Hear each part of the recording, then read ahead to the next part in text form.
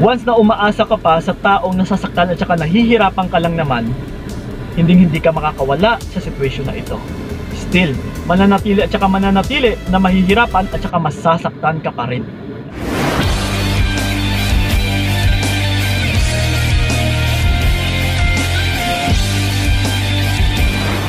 Yon, what's up? Ayan, kamusta mga utol, and then welcome sa video na ito. So once again, this is pa yung kaibigan ni Kiko. So syempre, usapang pag-ibig na naman. Dahil ito, ang magiging topic natin sa video na ito ay may karapatan kang kumalas sa lalaki. Yon. So ito mga utol, yung topic natin sa ngayon, lalong-lalo na sa naguguluhan or natatakot kumalas sa mga partner nilang lalaki. Kung may karapatan ba silang kumalas sa mga partner nilang lalaki. So ito mga utol, kahit kasal man kayo or hindi, yes, pag-uusapan natin ito. So una sa lahat, lalong-lalo na kapag kasal na kayong dalawa. Yes, mas lalong natatakot talaga yung babae dito. Na Kuya Kiko, may karapatan ba kung kumalas sa asawa ko na lalaki? Okay? So totoo lang, may karapatan kayong lahat. May karapatan kayong mga kababaihan, kahit kasal man kayong dalawa. Okay? Pero, take note, kapag, yes, ibig sabihin ay dapat may rason ka. Hindi mo pwedeng may karapatan kang kumalas sa partner mong lalaki dahil may iba ka na ring lalaki. No. Wala ka pong karapatan dyan, utol.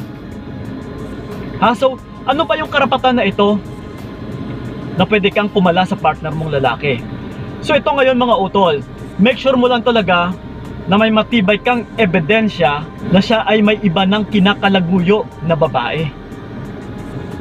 Let's say sabihin natin, kay True Chats, yes, pruweba po yan. Kailangan is meron kang ebidensya. And then, kapag nakita mo or may picture ka na magkasama silang dalawa, yes, ebidensya mo na rin ito utol na may karapatan kang kumalas sa kanya.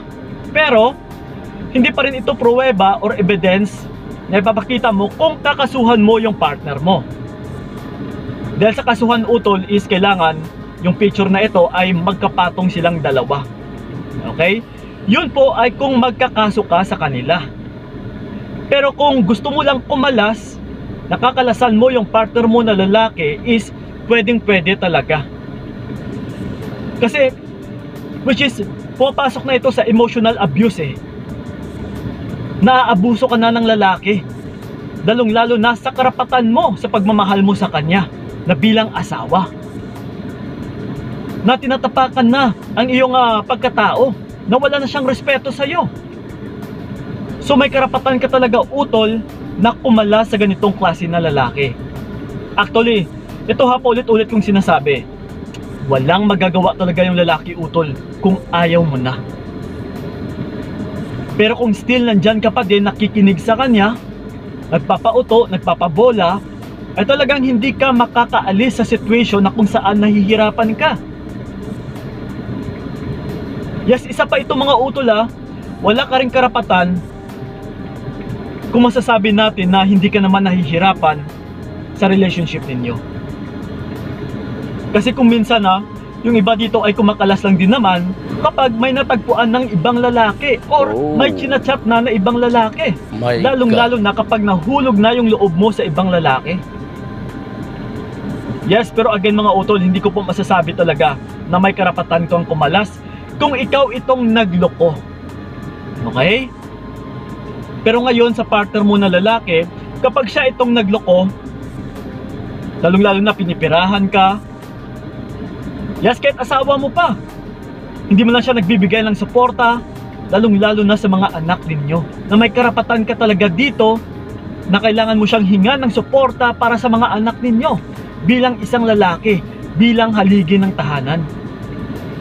Kahit sabihin man natin na hiwalay na kayo or sasama man siya sa ibang babae niya, ang importante dito is may karapatan ka talaga na humingi ng sustento para sa mga anak ninyo.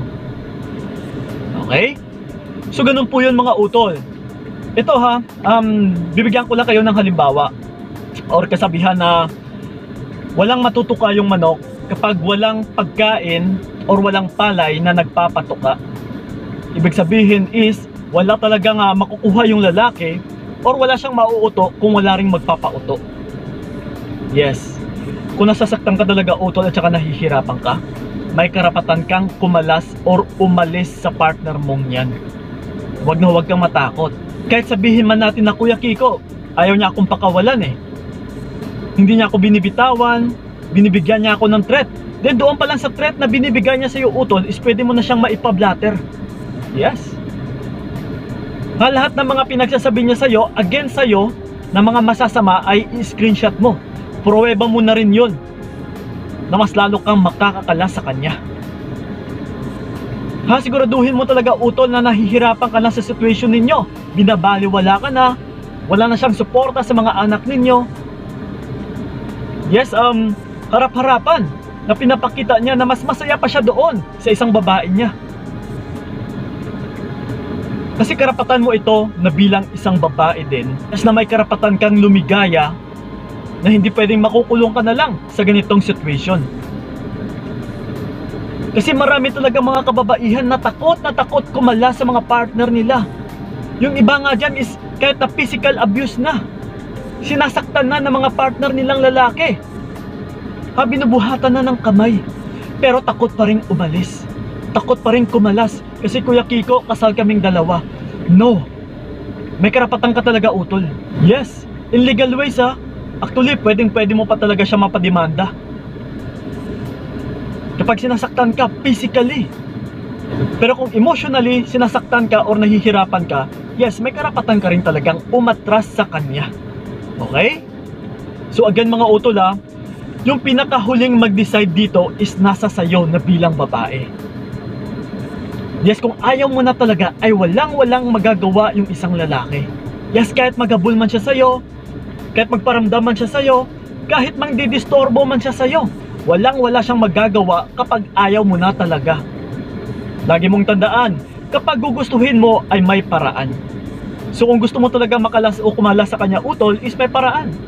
Pero kung ibig sabihin na gusto mong kumalas sa kanya pero nakikipagkontakan ka pa, isa lang ibig sabihin yan, hindi mo talaga totally gustong-gusto na kumalas sa kanya, nag-hope ka pa or umaasa ka pa. So again, once na umaasa ka pa sa taong nasasaktan at saka nahihirapan ka lang naman, hindi ka makakawala sa sitwasyon na ito. Still, mananatili na mahihirapan at saka masasaktan ka pa rin. Okay? So yun lang po mga utol, sana'y nakatulong talaga yung video na ito. Sana'y malinaw na rin sa inyo sa mga nahihirapan dyan at saka sa mga takot dyan na kumala sa mga partner nila, na which is pasakit lang naman yung mga binibigay sa inyo.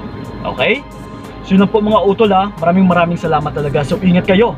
God bless and babush! Ayoko nang maulit pa lahat ng sakit na binigay mo't karamdaman. Ayoko nang yakapin, katawakan, tapos na ang lahat. Ito na ang paan.